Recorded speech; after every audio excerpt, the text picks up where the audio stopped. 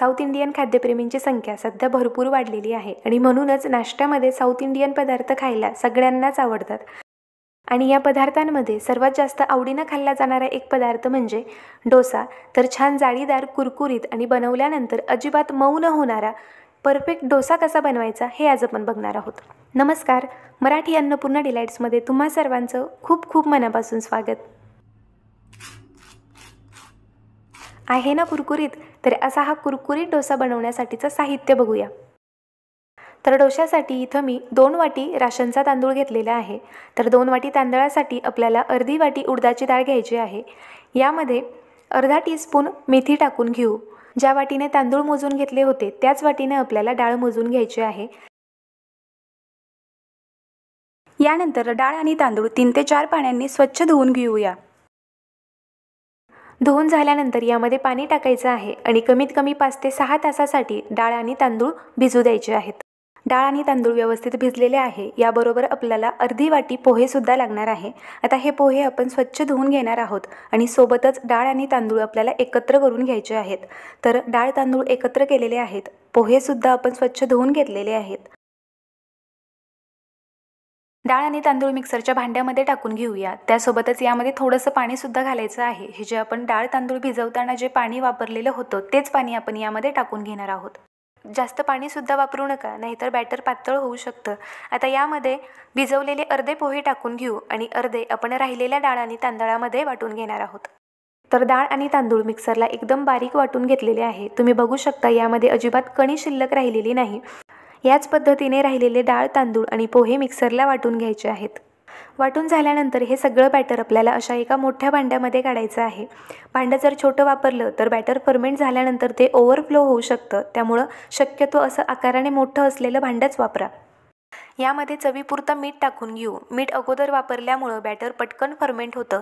जर तुम्ही हिवाळ्यामध्ये किंवा पावसाळ्यामध्ये डोसा बनवणार असाल तर शक्यतो मीठ आधी वापरा आणि जर उन्हाळ्यामध्ये डोसा बनवणार असाल तर मीठ तुम्ही डोसा बनवण्याच्या अगोदर वापरलं तरीही चालेल।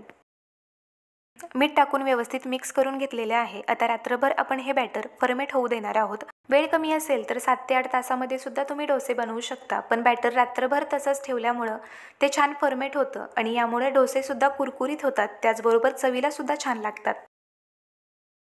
दुसऱ्या दिवशी सकाळी तुम्ही बघू शकता बॅटरला छान जाळी पडलेली आहे। याचाच अर्थ बॅटर आपलं छान फर्मेंट झालेलं आहे।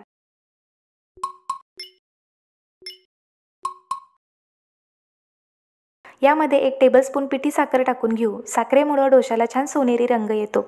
बॅटर दाटसर वाटत होतं म्हणून यामध्ये मी थोडंसं पाणी वाढवलेलं आहे। तर बॅटरच्या कन्सिस्टन्सीनुसार तुम्ही यामध्ये पाण्याचं प्रमाण वाढवू शकता।